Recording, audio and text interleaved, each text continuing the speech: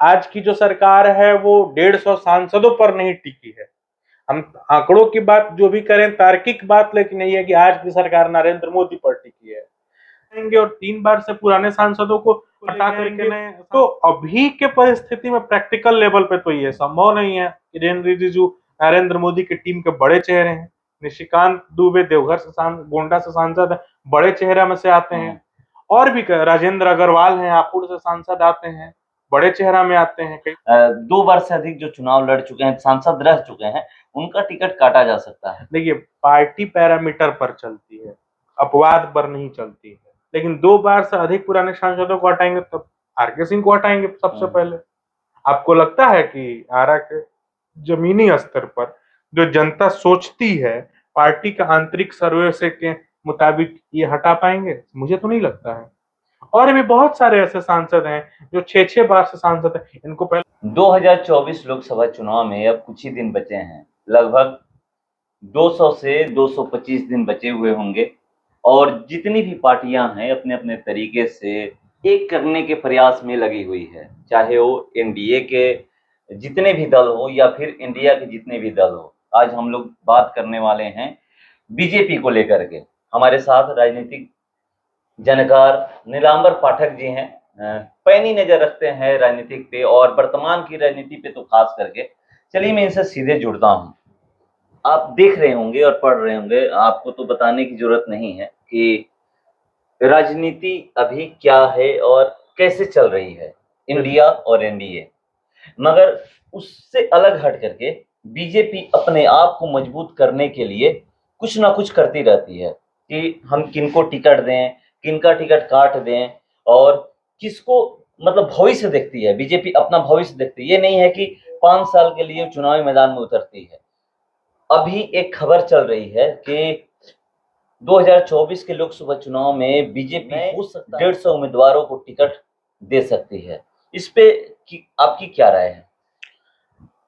देखिए, ये खबर हो सकता है कि आपके लिए नया हो, लेकिन ये बीजेपी इस ढर्रे पे आज से नहीं चल रही है। ये अटल अडवाणी के जमाने से बीजेपी इस ढर्रे पर चल रही है। मुंबई के अधिवेशन में आपको याद होगा, जब लाल कृष्ण आडवाणी जी प्रबल उम्मीदवार थे प्रधानमंत्री के, जब पूरे देश को लगने लगा था कि लाल कृष्ण आडवाणी देश के प्रधानमंत्री बनेंगे, तब मंच से लाल कृष्ण आडवाणी कहते हैं कि प्रधानमंत्री का उम्मीदवार नहीं मैं नहीं हूं, अटल बिहारी वाजपेयी हैं। उनको लगा था कि अटल बिहारी वाजपेयी से बेहतर वक्ता अभी नहीं है, लोगों को बांधने वाला कोई नहीं है, तो उन्होंने नाम दी। तो इतने बड़े पैमाने पर उसके बाद हम तब भी देखे होंगे, जब रामनाथ कोविंद राष्ट्रपति बनने वाले थे, किसी को उम्मीद नहीं था कि रामनाथ कोविंद जैसे एक राज्यपाल थे, वो बिहार के तब तत्कालीन राज्यपाल थे, उनको राष्ट्रपति बना दिया। इस समय जो जोरों पर थी कि नीतीश कुमार को राष्ट्रपति बनाया जा सकता है, उपराष्ट्रपति बनाया जा सकता है, किसी को कोई उम्मीद नहीं था। और द्रौपदी मुर्मू को एक निचले तबके के, एक वंचित तबके के संथाल प्रजाति से आदिवासी महिला को उठाकर इन लोगों ने राष्ट्रपति बना दिया। बहुत से ऐसे उदाहरण हैं जिसमें ये पता तो स्पष्ट चलता है कि भारतीय जनता पार्टी बदलाव को करने में बहुत समय नहीं लगाती है। लाल कृष्ण आडवाणी, मुरली मनोहर जोशी जैसे नेताओं को जब भारतीय जनता पार्टी ने साइडलाइन का रास्ता दिखा दिया, मार्गदर्शक मंडल में डाल दिया, तो यह अतिशयोक्ति नहीं होगी कि भारतीय जनता पार्टी चुनाव जीतने के लिए बड़े बदलाव संगठनात्मक स्तर पर नहीं करेगी। अब वो बदलाव कितना बड़ा होगा, उसके जद में कौन आएंगे, उससे किसको फायदा होगा, ये अभी इस पे थोड़ा सा हम लोगों को वेट एंड वॉच की स्थिति में रहना चाहिए। लगता है कि एक साथ 150 सांसदों का टिकट काट करके या नए चेहरे उतार सकती है? आंकड़ों की बात करें तो ये, अब चूंकि बीजेपी है, बीजेपी का अपना जनाधार है, अच्छी बात है कि आज की जो सरकार है वो 150 सांसदों पर नहीं टिकी है। हम आंकड़ों की बात जो भी करें, तार्किक बात, लेकिन यही है कि आज की सरकार नरेंद्र मोदी पर टिकी है। कुछ भी कर सकती है बीजेपी, इसको खारिज नहीं किया जा सकता है, राजनीति संभावनाओं का खेल है। लेकिन 150 सांसदों को हटाएंगे, लेके आएंगे और 3 बार से पुराने सांसदों को हटा करके नए, तो अभी के परिस्थिति में प्रैक्टिकल लेवल पे तो ये संभव नहीं है। किरेन रिजिजू नरेंद्र मोदी की टीम के बड़े चेहरे हैं। निशिकांत दुबे देवघर से गोंडा से सांसद, बड़े चेहरे में से आते हैं। और भी राजेंद्र अग्रवाल हैं, हापुड़ से सांसद आते हैं, बड़े चेहरा में आते हैं, कई बार आप उनको देखे होंगे। तो इसमें ये भी कहा जा रहा है कि कुछ अपवाद जो रहेंगे वो रह सकते हैं, और बहुत सारे ऐसे लोग हैं जो 2 बार से अधिक जो चुनाव लड़ चुके हैं, सांसद रह चुके हैं, उनका टिकट काटा जा सकता है। देखिए, पार्टी पैरामीटर पर चलती है, अपवाद पर नहीं चलती है। मिनट नहीं लगता है पार्टी में बगावत होना। आप नियम बनाएंगे तो सबके लिए बनाएंगे, अन्यथा नहीं बनाएंगे। आपको बदलना होगा तो आप और कारण दे सकते हैं कि आपने अच्छा परफॉर्मेंस नहीं दिया, आपने हमारा जो विकास का पैरामीटर है, आप इस पर खरे नहीं उतरे, ये कारण हो सकता है। लेकिन 2 बार से अधिक पुराने सांसदों को हटाएंगे तब आर.के. सिंह को हटाएंगे सबसे पहले। आपको लगता है कि आरा के जमीनी स्तर पर जो जनता सोचती है, पार्टी का आंतरिक सर्वे से के मुताबिक ये हटा पाएंगे? मुझे तो नहीं लगता है। और भी बहुत सारे ऐसे सांसद हैं जो 6-6 बार से सांसद हैं। इनको पहले तो मेनका गांधी को हटाना पड़ेगा, वरुण गांधी को हटाना पड़ेगा, किरेन रिजिजू को कितने अपवाद कितने होते हैं? 1, 2, 5, 5 से तो अधिक अपवाद नहीं होंगे। फिर तो नरेंद्र मोदी खुद अपवाद में आएंगे। और इस पैरामीटर को आप फॉलो करेंगे तो मुझे नहीं लगता है कि भारतीय जनता पार्टी इतनी बड़ी रिस्क लेगी।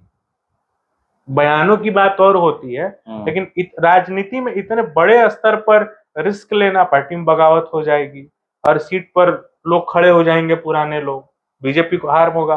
और अब भी इस तरीके से जो एकजुटता, विपक्षी एकजुटता दिखाई जा रही है और किसी भी स्तर तक नरेंद्र मोदी को रोकने के लिए जाने की कोशिश हो रही है।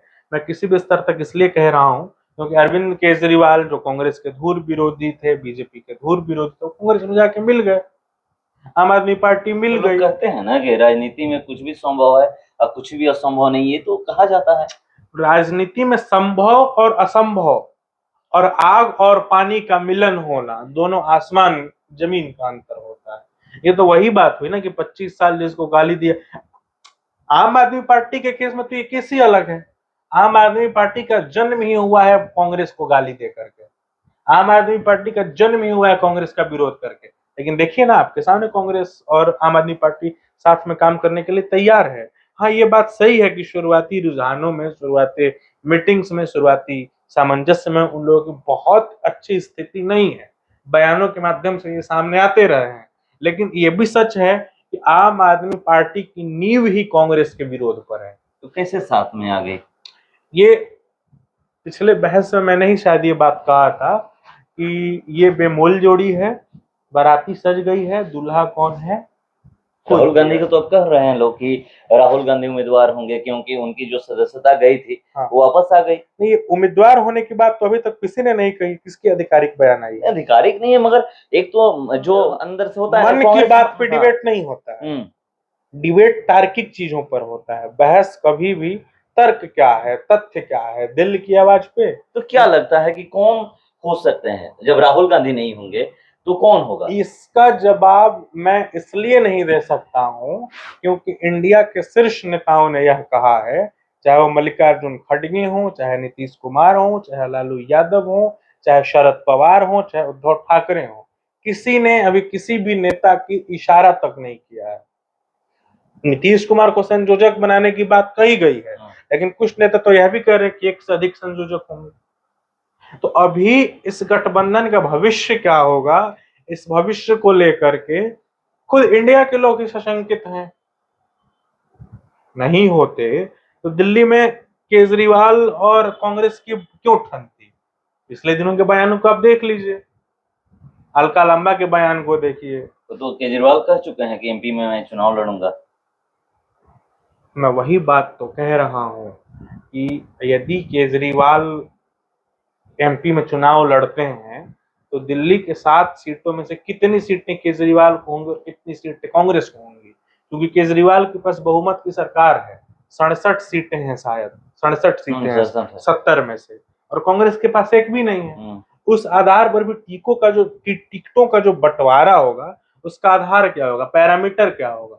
हम लोग इस पे बात किए थे कि बिहार, पश्चिम बंगाल, उत्तर प्रदेश, ये सब में कैसे कांग्रेस को टिकट, वो हर जगह है। नहीं, एमपी में नहीं है, जैसे एमपी हो गया, ये तो नहीं, ये तो सच नहीं, 4 राज्यों से मुख्य प्रधानमंत्री नहीं बनता। प्रधानमंत्री उसी पार्टी का नेता बनता है जो सदन में सबसे बड़ी संख्या के साथ हो। लोकतंत्र में संख्या बल ही सबसे बड़ी जरूरत है बड़े पद को पाने के लिए, तो ये तो संभव ही नहीं है। खैर, हम लोग विषयांतर नहीं होता, हम लोग विषय पर आते हैं। हमारा विषय क्या था? बीजेपी। बीजेपी बीजेपी बदलाव करेगी, यह सच है। इतने बड़े पैमाने पर करेगी, इस पर संशय है, और इस पर संशय बरकरार रहेगा। और ये ना केवल मुझे, जो भी थोड़ी बहुत राजनीति को समझते हैं वो ये जानते होंगे कि 150 सीटों में फेरबदल करना और उसमें प्रभावी नेताओं को हटाना, थोड़ा सा बीजेपी इतना बड़ा रिस्क लेगी, मुझे नहीं लगता है। अगर हम लोग बिहार और झारखंड की बात करें, दो ही स्टेट की बात करते हैं कि वहां पे जो संसद अभी है वर्तमान में, बिहार में 40 है और झारखंड में 14 है, और 40-14 की हम लोग बात करते हैं तो ये देखिए, मैं एक आंकड़ा निकाला हूं कि कौन कौन लोग हैं। अररिया लोकसभा क्षेत्र से सांसद प्रदीप कुमार सिंह है, जो 2009-19 में सांसद बन चुके हैं। आरा से तो आर.के. सिंह की हम लोग जिक्र कर ही रहे हैं कि अगर बीजेपी टिकट काटती है तो सबसे पहले आर.के. सिंह का टिकट काटेगी। अगर 2 बार चुनाव जीतने के बाद अगर किसी का टिकट काटने का सवाल आता है तो और उसके बाद हम लोग बात करें तो नित्यानंद राय, जो कि आप देख रहे हैं कि हर जगह घूम रहे हैं। अभी परसों ही आए थे, हर जगह घूमे, भोजपुर जिला के अलग अलग जो भी विधानसभा है वहां गए थे, जगदीशपुर गए थे, शाहपुर गए थे, आपका संदेश गए थे, बड़हरा गए थे, उसके बाद आरा में यहाँ लिट्टी पार्टी किए हैं कार्यालय में। और इसी तरह सुशील कुमार सिंह औरंगाबाद, पटना, और सबसे बड़ा ये तो एक रामकृपाल यादव है, जो कि अब भी जानते हैं कि रामकृपाल यादव को लेकर के बीजेपी कितना बड़ा उस समय मीसा भारती के अगेंस्ट, जब उनका टिकट काट दिया गया था, मीसा भारती को टिकट दिया गया तो बहुत से उदाहरण हैं। आप जितने उदाहरण दे रहे हैं, कई नाम तो मैं भी बता चुका हूँ। बहुत सारे उदाहरण हैं जो प्रैक्टिकल लेवल पर यदि उनको हटाया गया तो वो बागी होंगे। और बिहार और झारखंड और उत्तर प्रदेश तो धरती ही बागियों की है। आर.के. सिंह क्या लगता है बागी नहीं होंगे? हालांकि ये सब भावनाओं की बात है, लेकिन प्रैक्टिकल लेवल पर सोचिए कि आर.के. सिंह को क्या कारण कह करके ये लोग टिकट नहीं देगा। दो ही चीज हो सकता है कि या तो इससे बड़ा पद देगा, या फिर कोई कारण ही नहीं है। क्या कारण हो सकता है? आप निशिकांत दुबे को क्यों हटाएं? भी आ रहा है, लोग कह रहे हैं 75। पहले नरेंद्र मोदी हट जाए, उससे हिसाब से नरेंद्र मोदी को हटाएंगे, उन्हीं के चेहरे पर चुनाव लड़ा जा रहा है। आज भी प्रधानमंत्री के अगर सर्वे किया जाता है, हर चैनल जो सर्वे करता है, अलग अलग अपने जितने भी चैनल है, निजी चैनल है, वो लोग सर्वे करते हैं, तो उसमें प्रधानमंत्री के रूप में सबसे ऊपर नरेंद्र मोदी आते हैं। उसके बाद कोई 25% है तो कोई 30% है, कोई 10% है।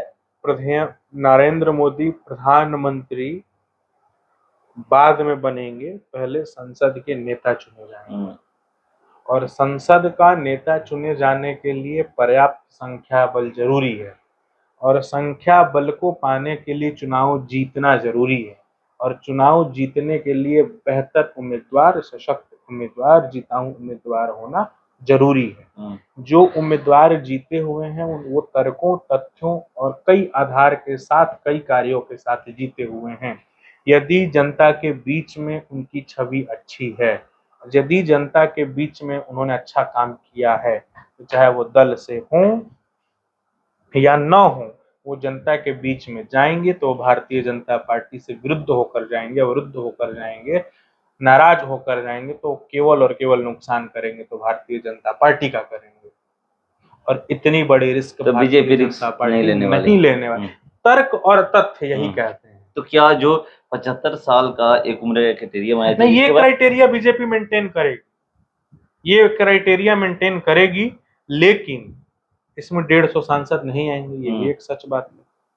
ये भी बीजेपी कह रही है, मतलब जो बातें निकल कर आ रही है बीजेपी ये क्राइटेरिया मेंटेन करेगी, निश्चित तौर पर करेगी, क्योंकि नहीं करेगी तो विपक्ष उनको घेरेगा, विपक्ष के लोग घेरेंगे। बीजेपी ये क्राइटेरिया मेंटेन करेगी, लेकिन बहुत सारे नेता हैं, निशिकांत दुबे हैं, किरेन रिजिजू हैं, और भी कई सारे नेता हैं जिनका नाम उम्र फैक्टर हो सकता है, और ये होगा ही होगा, क्योंकि मैं फिर कह रहा हूं, एक ये सच बात है कि भारतीय जनता पार्टी बदलाव की पार्टी है, बदलाव करती है। अब खुद देखिए ना, राजनाथ सिंह को 3 नंबर का नेता बना दी 2 नंबर से। मोदी के लिए राजनाथ सिंह से बड़ा वेलविशर नहीं है। जब उम्मीदवारी की बात आ गई थी, जब भारतीय जनता पार्टी 2 धड़ों में बट गई थी, जो अडवाणी जी और मोदी जी के पक्ष में, जब सुषमा स्वराज, शत्रुघ्न सिन्हा, राम जेठमलानी, जसवंत सिंह जैसे बड़े बड़े नेता जब अडवाणी जी के पक्ष में चले गए थे, तब वज्र के समान खड़े हो गए थे राजनाथ सिंह। याद करिए वो केरल का अधिवेशन जिसमें राजनाथ सिंह ने कहा था कि मैं नरेंद्र मोदी के साथ पहाड़ की तरह खड़ा हूं, और वैसे नेता को नरेंद्र मोदी 3 नंबर के नेता बना दिए। क्यों? क्योंकि उन्हें लगा था कि कश्मीर के मुद्दे पर, पाकिस्तान के मुद्दे पर और भी कई मुद्दे पर राजनाथ सिंह जी डिप्लोमेटिक वे लेंगे। वो पढ़े लिखे अच्छे विद्वान नेता हैं, उनको लगा था कि डिप्लोमेसी के साथ काम करेंगे। उनको लगा था कि एक शॉर्ट टेम्पर्ड चाहिए जो मेरी बात को सुने। राजनाथ सिंह मोदी से वरिष्ठ हैं, अब कुछ बात वो कह भी नहीं पाएंगे वरिष्ठतम नेता होने के नाते, इसलिए उनको लगा कि सम्मान के साथ इनको थोड़ा साइड करके जो मेरी बात को सुने, जो थोड़ा शॉर्ट टेम्पर का उसको सामने लेते आप और काम कर लो।